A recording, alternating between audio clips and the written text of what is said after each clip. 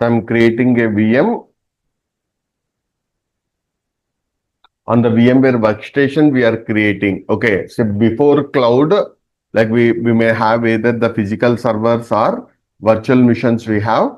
Now I'm installing like the VM on the VMware workstation. I'm installing on the VMware workstation. I'm installing here. Say already Windows 10 or Windows 11 is running on my laptop. On top of that, I want to run a Windows server. Like without virtualization, what is the solution we have is we need to go for the virtualization, we need to go or dual booting, we need to go. But now with the virtualization, parallelly I can work on my Windows 10 desktop and even on the Windows server also I can work. If I have a Linux VM, on top of that Linux also I can install. So now I'm going to file a new virtual machine. I'm creating a new virtual machine. I'm creating, but like in the VMware, we are installing it from the ISO image we are installing, but in the cloud, we have already pre-installed images we have. Those are called as AMIs. So we are calling them as AMIs. AMI stands for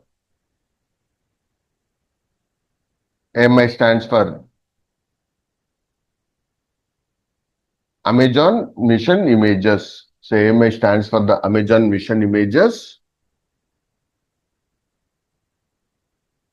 Then here I need to keep that ISO image. So we need to have the Windows server ISO, or if you want to install Linux, then Linux ISO we need to keep.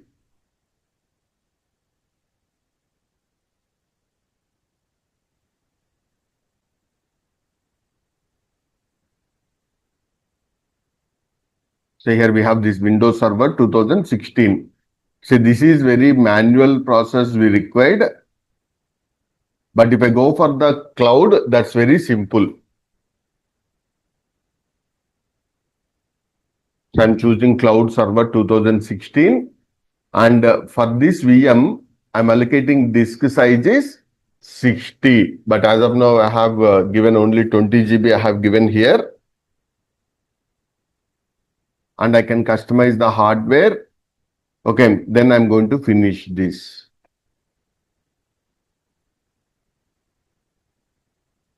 Now what I'm trying to do is, I'm going to power on this virtual machine. Now in my laptop, if I have 8 GB or 16 GB kind of hard disk, like to this VM, it's allocating CPU, memory, storage, it's allocating those resources to this.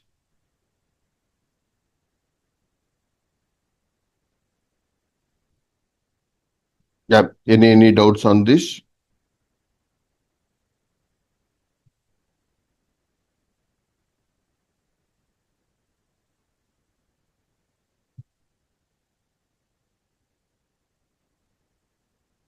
Any doubts?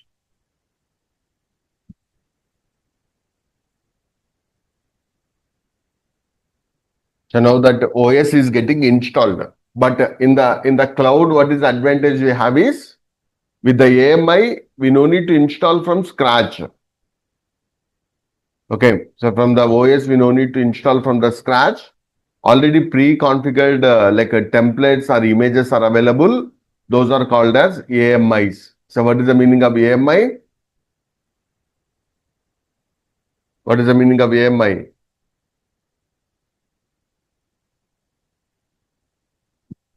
Amazon Mission Image. Yeah, Amazon Mission Image. So it's a pre-configured OS template.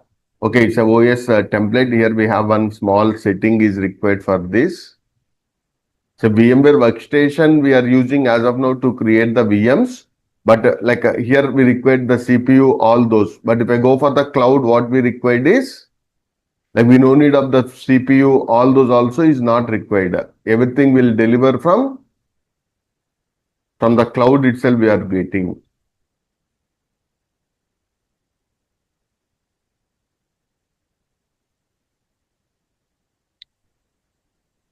So once this VM is installed, it's using the hypervisor, like my laptop resources itself is allocating to this.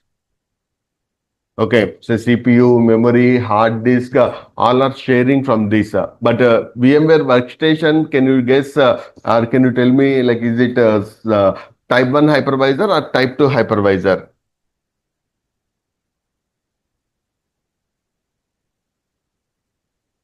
Is it type 1 hypervisor or type 2 hypervisor?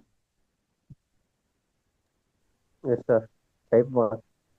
No, no. VMware Workstation is a type 2 hypervisor because we not installed that on the bare metal, right? So this is the example for type 2 hypervisor. So type 2 hypervisor, we have one more name. What is that?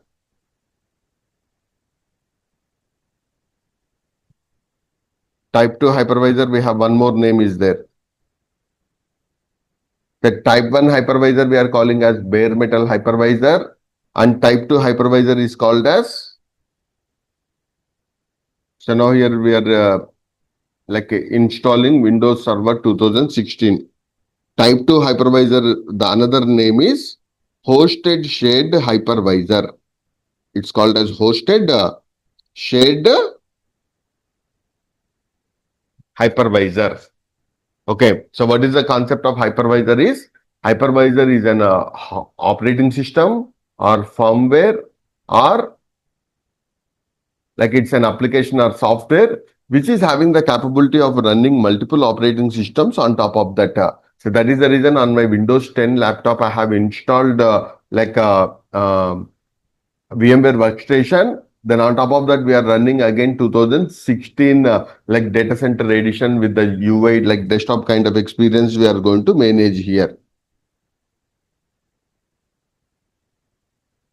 Okay, so now this operating system is getting installed and which host resources it is using. Say in order to run this, it required the computing resources, right? Computing means CPU and memory, like networking, storage, all that this physical mission resources itself is using. But in the cloud, who is providing those capabilities?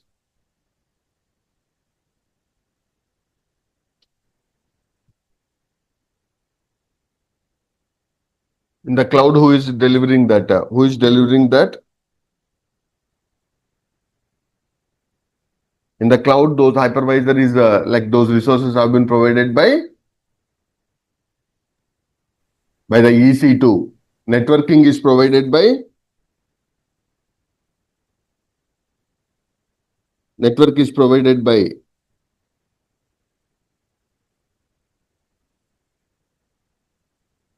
VPC. Okay, storage is provided by Yes. EBS. Storage is provided by the EBS volumes.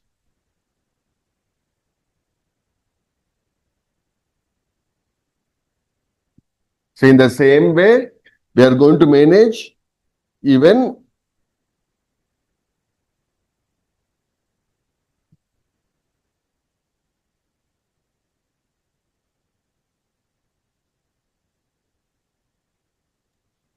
I have one doubt. yeah. Suppose my laptop configuration storage is 1 TB. Okay. Uh, I want to configure 2 TB virtual machine. Can I? No, it's not possible. Not possible. But how much Okay. free available itself we can use. Okay. Even like we have only 60 GB is available, that storage itself we are going to allocate. Okay. You got it right? Yeah. Okay, so now even like here while creating the memory also, if you have 8 GB, like if we assign 2 GB to this like a VM, the complete 2 GB is completely not used.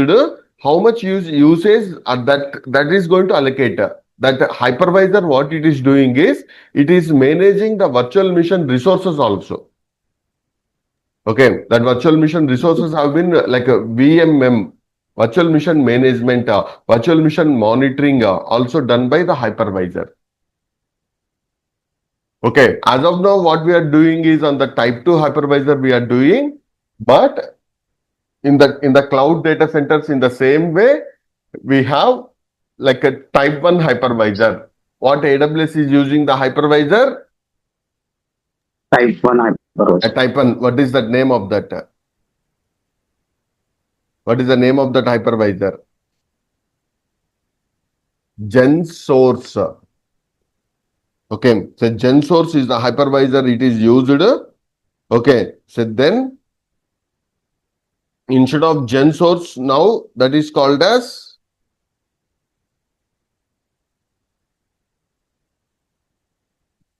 that is called as like now as of now they're using Nitro. So previously it's GenSource. Now they're using Nitro.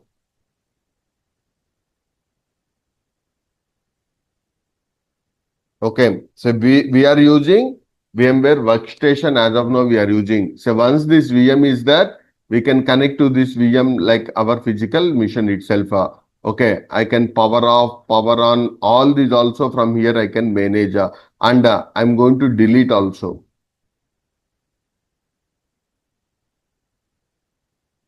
But I want to delete even from the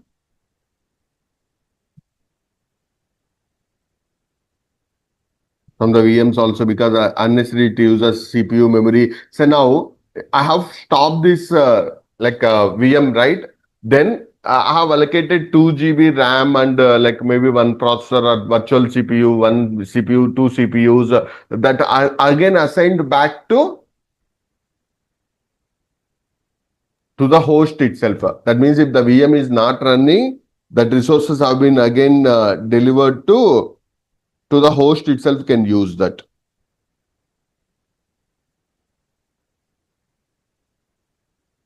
Yeah. Any doubts on this?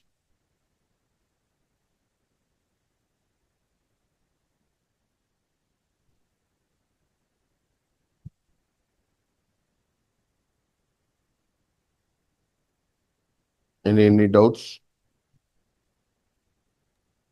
But to install VMware, we need to pay or it's No, free, no. sir. VMware Workstation is an like a free itself. We can download VMware Workstation now. It's available Okay. free. Okay. Say if even Oracle having Oracle VirtualBox also. So try to download VMware Okay. Workstation. Then like maybe Ubuntu ISO. Try to install one VM also on your machine. Okay. So try to install one like a VM also. Try to install. Then say assume this VM is there. Say in the VM, what I can do is in the manage, I can clone also. What is the concept of cloning is similar copy of that or replica of that is getting created. Means I want a similar kind of like a VM. What I can do is I'll create a similar kind of VM I can create. So with the cloning, so now like two VMs I will get. The parent VM would be there, and even a destination, a new VM is getting created. So that is the concept of cloning. So what is the concept of cloning?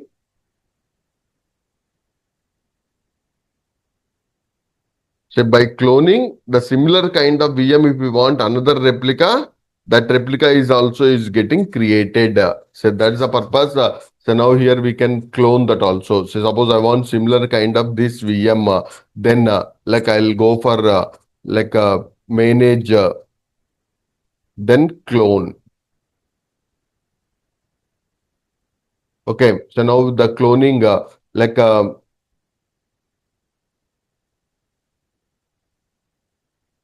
from the current state, I'm creating a similar kind of another VM is getting created. Okay, so in the same way, what is the template is like if I have 5 missions or 10 missions, more than 5 or 10, I don't clone this VM. I'll convert into a template which is an image kind of thing. From the template, I can create n number of replicas. in the AWS, like instead of calling that as a template, we are calling as AMI. AMI, Amazon Mission Image. Okay, so that's AWS is providing some hundreds of like AMIs, and even from the marketplace, we are getting thousands of AMIs. We are getting the thousands of AMIs we are getting from the marketplace also. So those VMs, we can use it. Then here we have one more concept is there. I can take the state of the VM by taking the snapshot. I can take the state of the VM by taking the snapshot. And if I take the snapshot, the state of the VM, I can preserve. Then if I want to go back to that state, so now here in this VM, I have a lot of snapshots I have. Okay, if I go to the snapshot manager, I can take the snapshot also. Then here I can have like clean windows. If I go to this state, like I'm losing all my data, but I can go to the clean Windows VM state. Like at night, yesterday night, 9 o'clock, like 9 p.m. yesterday night, 9 p.m. I took a snapshot. Then today, like morning, I lost my VM, some issues I have. Then if I revert back to that state of 9 a.m., 9 p.m., my VM is in a working state. What is the advantage of the snapshots are like we can capture the state of the VM and we can revert back to that state. We can capture that and we can revert back to that state by taking the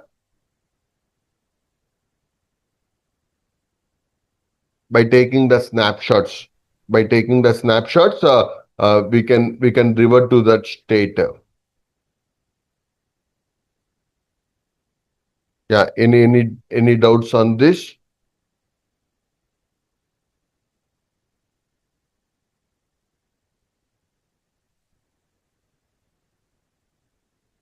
So now like even in the AWS also, we are calling that as the snapshot itself.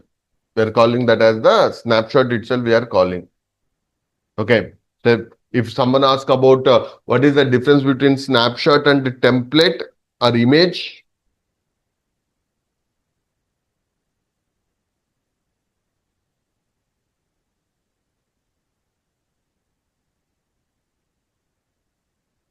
what is that? What is the difference? What is the difference between snapshot and that? So snapshot is taking that state of the VM it is preserving, whereas the template is OS image we are taking.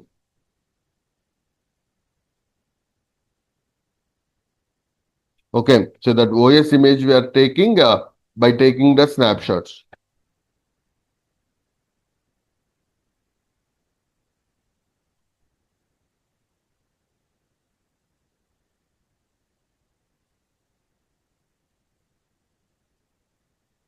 Okay, so then like a clone is like maybe we have like less than 5, 10, then we are going to use the clone.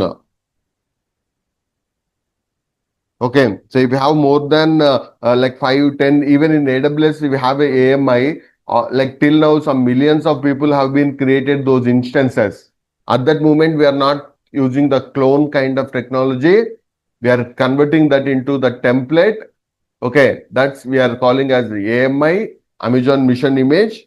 From that, we are going to create those VMs. From that, we are going to create those VMs. So now here, I'll give a comparison of what are the terms we have in the virtualization and what are the terms we have in cloud. We'll discuss.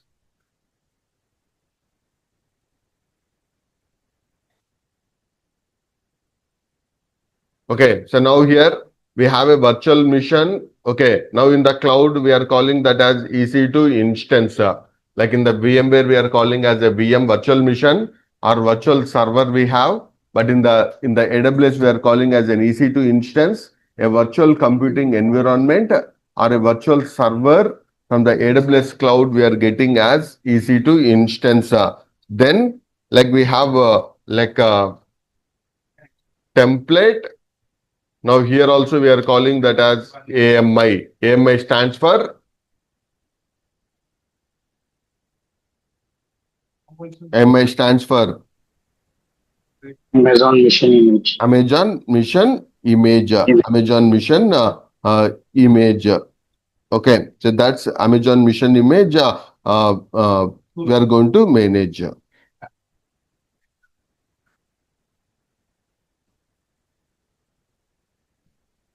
Then cloning is, we are not using cloning in the,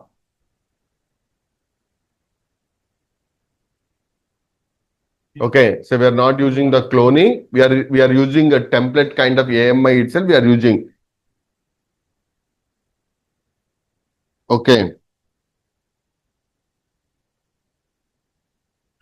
Then snapshot. What is a snapshot? What is the concept of OS image. snapshot? Yeah, the state of the VM we are preserving, not the OS image. The state of VM we are preserving by taking the snapshot. Okay, so now if I have a snapshot at yesterday night 11 p.m. and if I revert back to that, what is the thing happening is from 11 p.m. to till what is that data we have, that's we are going to lose.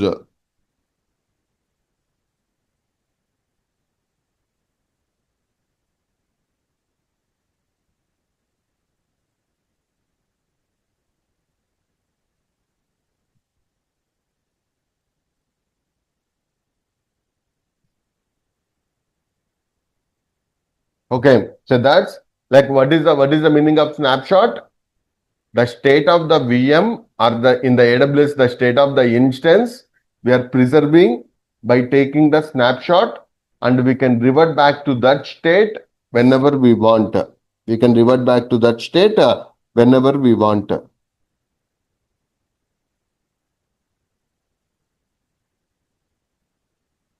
Okay, so now even in the AWS also we are using the word called snapshot itself. Okay, so then in the AWS we have an automation is there that's called as snapshot lifecycle manager. In the AWS that's called as snapshot lifecycle manager. With the snapshot lifecycle manager, what is going to happen is, say I have 100 VMs or 1000 VMs we have. Okay, so manually I don't want to take the snapshot every day. We can automate it by configuring a lifecycle manager policy. Then automatically at night 11 o'clock I want to take the snapshot. Okay, so then we can take the snapshots by using snapshot lifecycle manager. Can you tell me what is the advantage of using the snapshot lifecycle manager? What is the advantage of using the snapshot lifecycle manager? We don't need to do manual. Yeah, we no need to do it. Hundreds of missions we may be missing also. By taking more snapshots, can you guess what is the risk involved with by taking more snapshots? So by taking more snapshots on the VM, can you tell me what is the risk?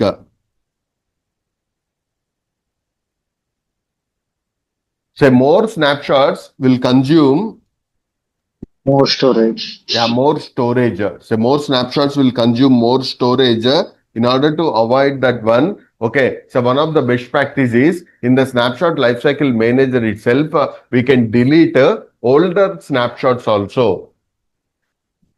So we can delete those older snapshots also we can delete. So with this, what is the advantage is the older snapshots are getting deleted and the latest snapshots we are going to store them. So that is the purpose we are going to use the snapshot lifecycle manager. So that's automatically we can take the snapshots and we can delete the old snapshots also by taking snapshot lifecycle manager we have.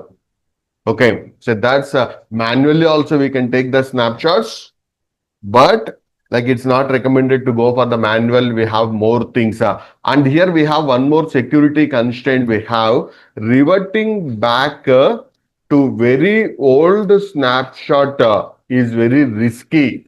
Any idea why? reverting back to the very old snapshot is very risky. Can you guess?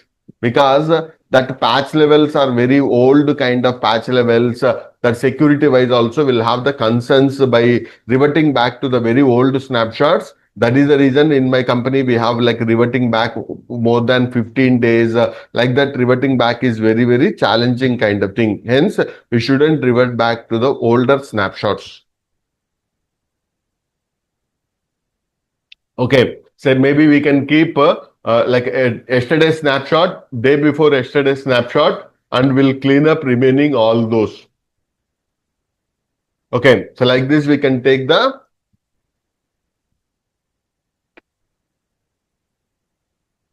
snapshot lifecycle manager rules.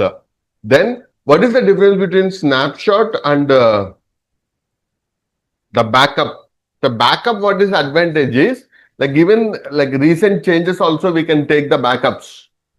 But snapshot that state at what when we have taken only till that state only we are preserving. Remaining all we are losing the data. The remaining all we are losing the data. But with the backup, even we can take that full backup, differential backup, transactional lag backups. So with that we can preserve all the data we can preserve. Okay, so now in the virtualization itself, say suppose if I go for the VMware, so we have the VMware ESXi server we have. In the ESXi server, we are going to get the server virtualization we are getting. Say here in the but we are using is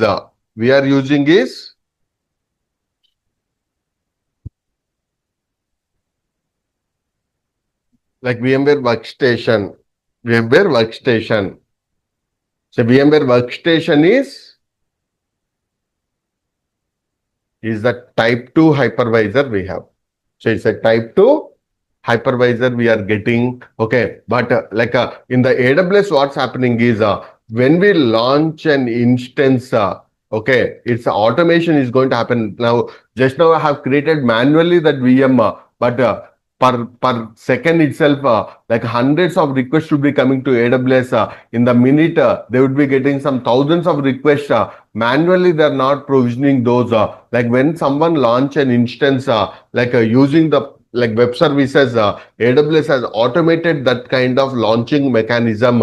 Everything is getting automated from already that AMI, they're cloning a VM and they're going to allocate the resources like how much CPU you want, how much network you want, how much memory, storage, all that is allocating and it's creating a VM.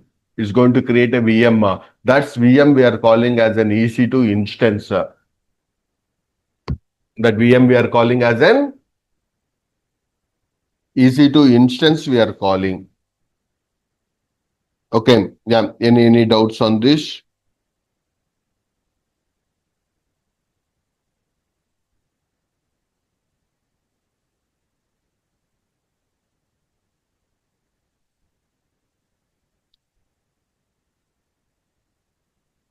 So suppose we are launching an instance from the AWS. So these all the things in the backend is happening. Then we have a server virtualization. Okay, so in the server virtualization,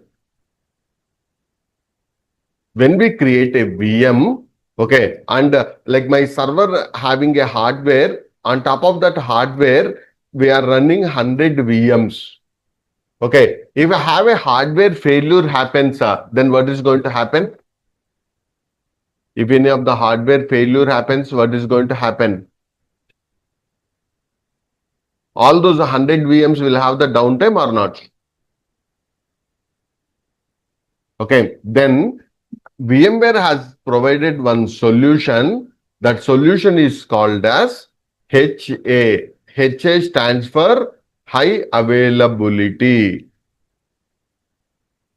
With the high availability feature in the VMware, what is going to happen is if any of the host goes down, automatically all the VMs will move to another host in the cluster. So can you tell me again? with the high availability, what is going to happen? What is going to happen with the high availability feature? If all the servers goes down, Yeah, if the hardware failure happens on the host level, yeah, if the hardware failure happen on the host level, what is happening? it will store in the cluster. No. All the VMs will move to. Okay, if any hardware failure happens, all VMs will move to another host. Okay, so here only one challenge here we have is we need some downtime as those VMs will get reboot. Okay, the only one challenge here we have is like those VMs required like a reboot kind of thing, because while moving those VMs from one host to another host, okay, so now we have like set up that high available feature in the VMware we need to set up. If you set up this high availability, automatically those VMs will move to another Another host. host. Even in the AWS also, we are going to get like these kind of features also. But even if the complete one available zone goes down, what is going to happen?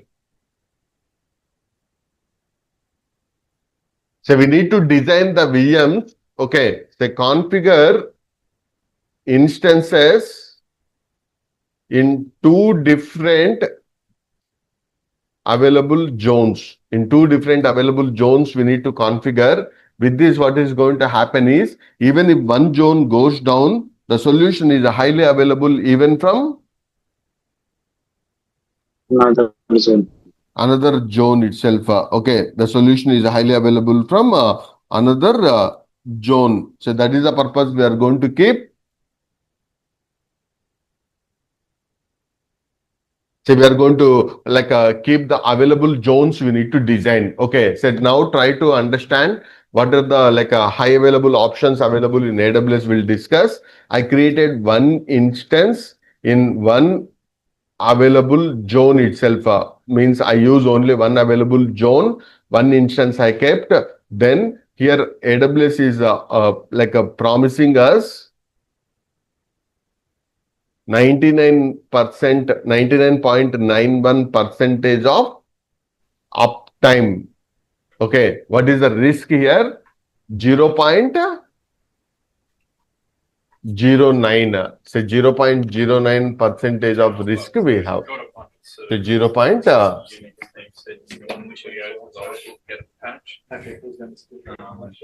They're showing up in APR reports. So 0.09 kind of risk we have. Okay, so then if I keep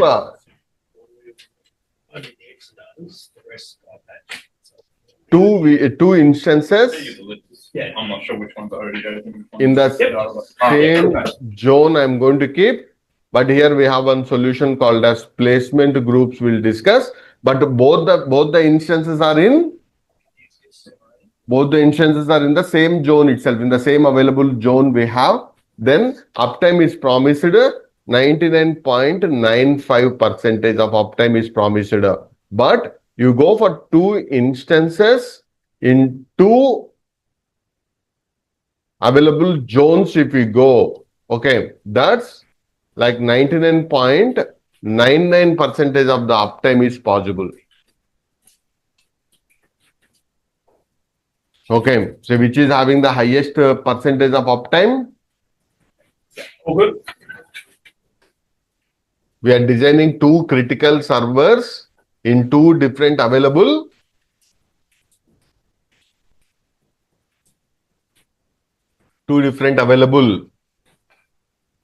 zones we are going to keep. In two different available zones, we are going to design. So for that purpose, we are using. Okay, so what is the problem here? Like two available zones keeping the problem. Sometimes we have the latency wise some constraints would be there. Then what is the solution? Then what is the solution?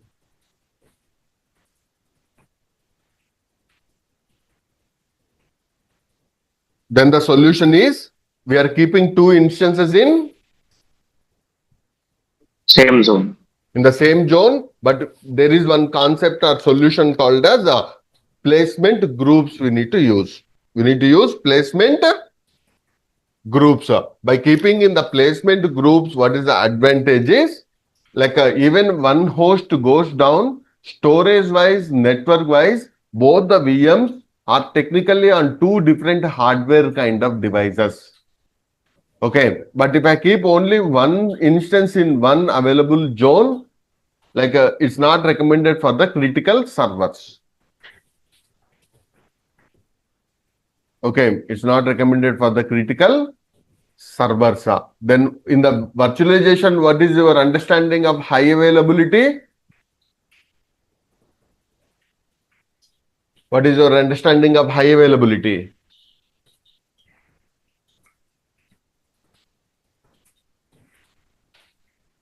Say if any of the hardware failure happens at the host level, automatically the VMs are moving from one host to another host.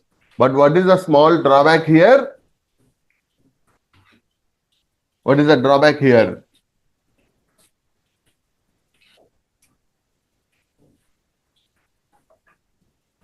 So we required a small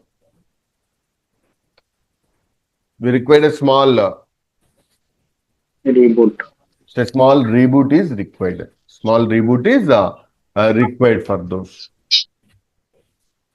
If you don't want to reboot also for the critical servers, okay, even if you don't want to reboot for the critical servers, then like here VMware has provided one feature called as fault tolerance. So with the fault tolerance kind of feature, what's happening is even if the host goes down also, the critical servers will move or work on another host, but it doesn't require any Reboot. But for all the servers, we can't configure. For the very high critical servers, say suppose I have like a database server, which is very, very important for my application. So these kind of critical servers, like I have Active Directory kind of server. Okay, for that we need to enable. We need to enable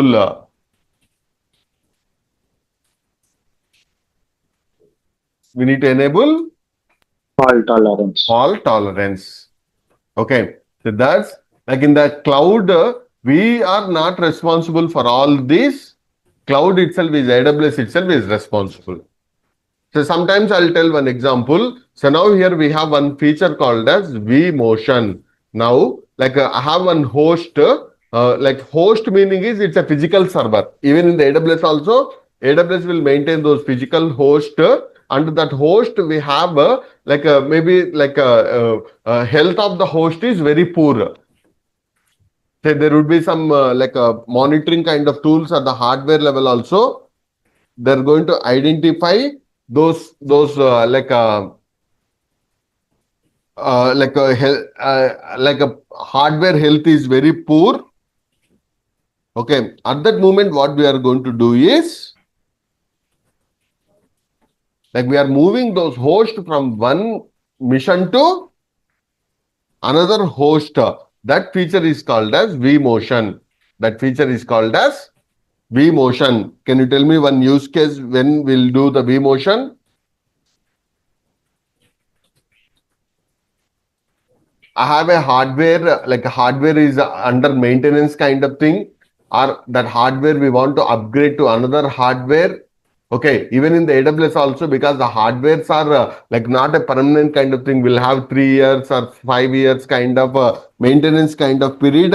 At that moment, if any changes need to be performed, those changes we are going to do by moving those VMs by performing vMotion. By moving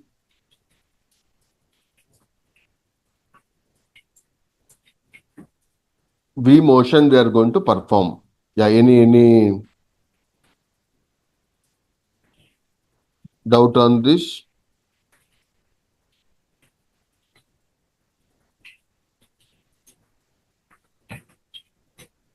Any doubts on that vMotion?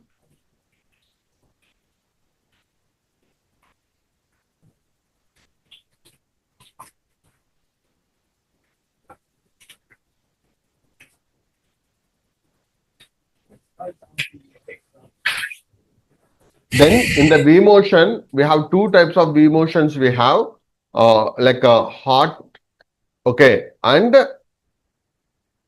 cold kind of thing. Okay, so what is the like a hot migration kind of thing is,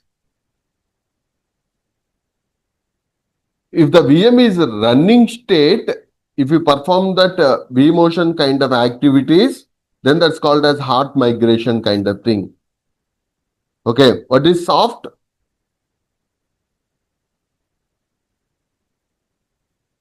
What is soft or maybe cold kind of thing? VM is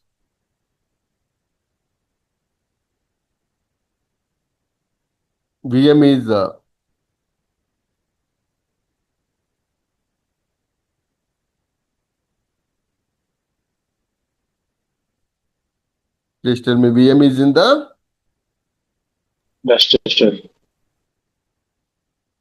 stopped state we have.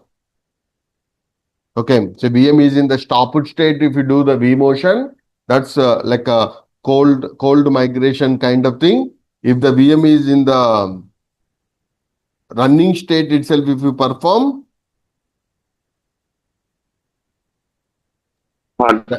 that's called as a hot vMotion we are going to perform.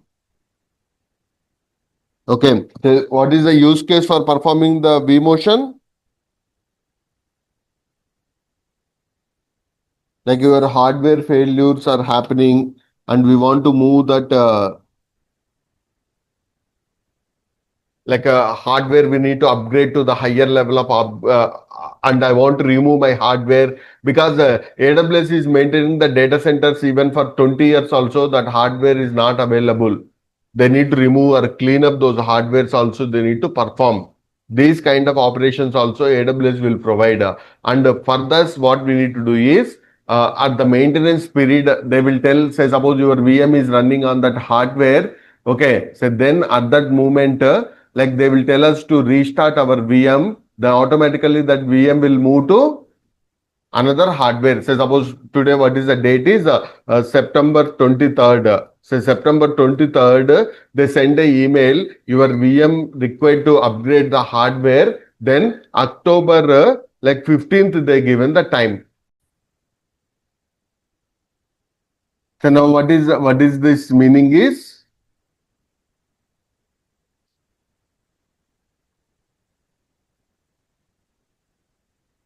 Said October, like September 23rd, we got an email. Your VM on the underlying hardware required like an upgrade, like till like October 15th, like we have the time. Like then till October 15th, at any point of time, you can restart your VM. Then automatically that AWS VM will move to another hardware. Okay, if you don't do it by October 15th, what AWS will do is, on October 15th, they only will do that step. Okay, then that VM is moving to another hardware. Like this, even if your VM is running for the longer periods, okay, those going to happen like that.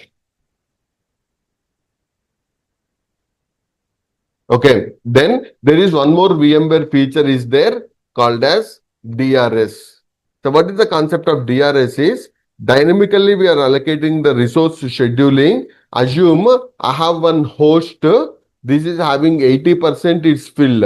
another host also is 80% is fill. Then if I bring a new VM or new host, that is 0% is fill. If I enable DRS, the work is going to be scheduled among all the three hosts. Means like here like the three VMs may get 60, 60, 40 or 50, 50, 60. Like this, the work is going to be distributed among the host. Means one host having more resources, one host having less workloads. That kind of things we can create, sir. We can adjust dynamically by enabling the feature called as DRS. Then DRS. all the hosts have almost the equal workloads at the data center level. Okay, so coming to this VMware kind of thing, then we have the virtual machine. What is a hypervisor? Then we need to allocate how the memory and the CPU allocations are going to happen to that VM.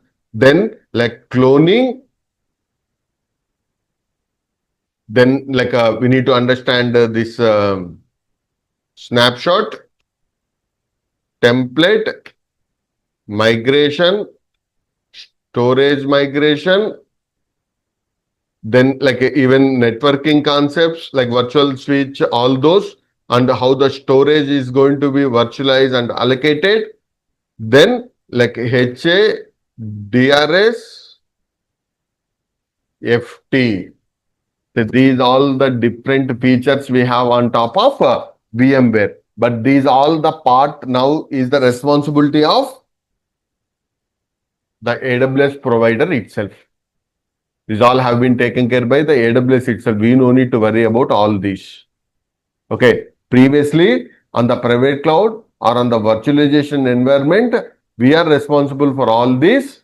But now what is the use case? What is the things are happening is the VMs running on the VMware ESXi server need to be migration to AWS or Azure we may be to perform. That's like a very long back. We have P2V kind of conversions are happened. So what this P2V converter it will do is physical to virtual. Means we have a physical server. That physical server can be converted into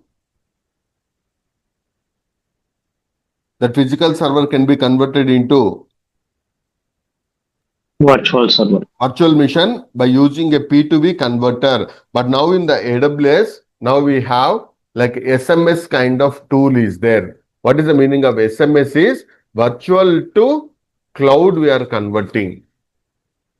Okay, so now like we have the SMS. SMS stands for server migration service. Okay, so DMS also we have database migration service.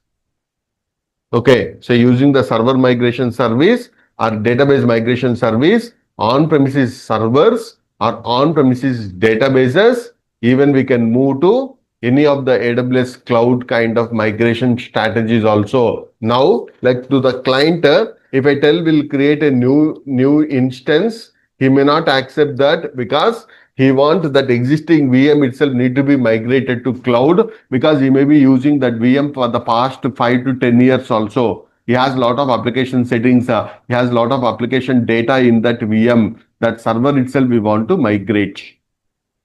So creating a new instance is very easy, but client want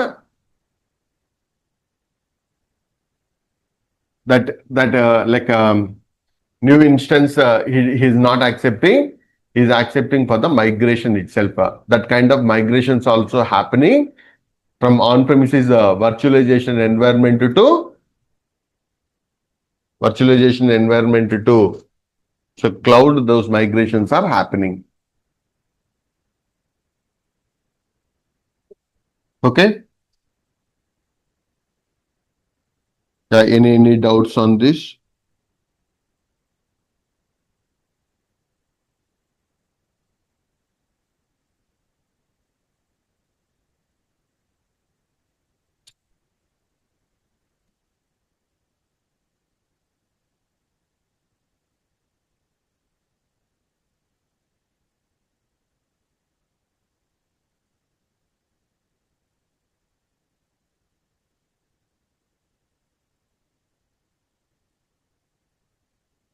Yeah, any doubts?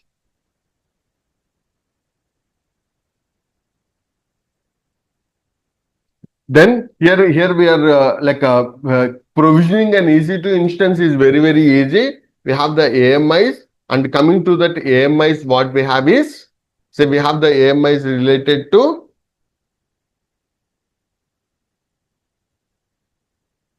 say from that AMIs, what we are going to manage from the AMI is AWS is providing some of the AMIs. We'll call them as the community AMIs we are using.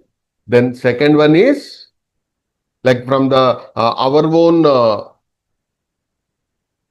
AMIs also we are using. The third one is from the commercial also we can purchase those AMIs also. From the marketplace we can purchase those AMIs also we can purchase. Okay, so that from the marketplace also we are going to purchase those AMIs.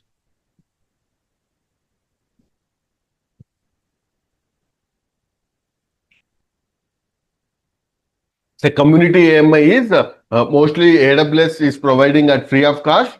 For the AMI, we no need to pay the money. For the instances like resources like CPU, memory, for that we need to pay the money. Or we can create our own application setups also with our own AMIs we can design. Or from the marketplace, third-party companies also can keep those AMIs and we can purchase those AMIs in the marketplace. Okay, for the AMI also we need to pay the money, and even for the instance resources also we need to pay the money. Okay, then here in that AWS, we are creating a free tier account. Okay, so with the free tier account, we can use for 1 year, and some of the instance resources like T2.micro, in some regions T3.micro, we are getting at free of cost. Okay, so 1 year mostly we can use those free resources also, but there would be the limits or caps for that. Within that limits, we can use those resources. Okay, so today everyone try to create accounts also on the AWS part. I have created AWS accounts.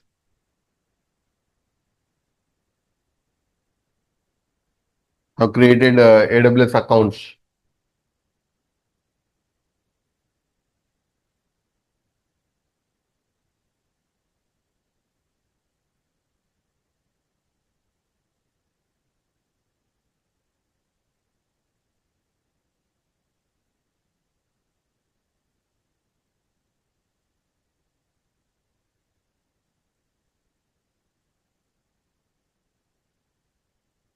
Have created AWS account.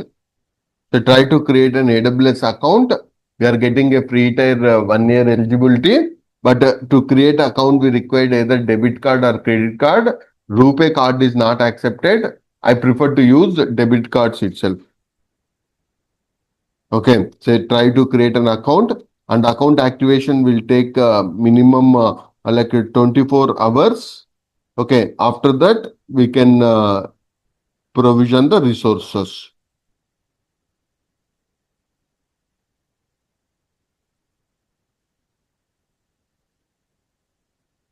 Okay. Yeah, any doubts on this?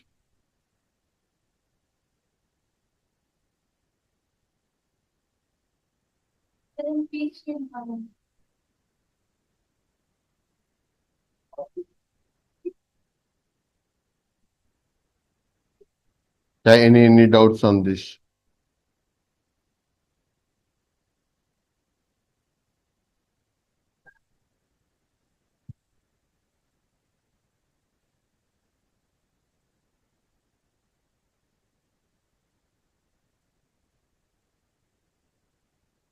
So even VMware Workstation or Oracle VirtualBox, on top of that also try to set up Linux VM.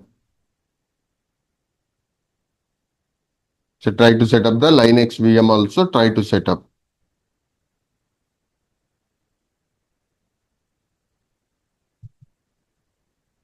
Okay. I'll share 2 more videos also. Those also finish parallelly today itself. Okay, so tomorrow AWS VMs will create and will connect. But before that, like I'll share 2 more videos. Those also finished ones.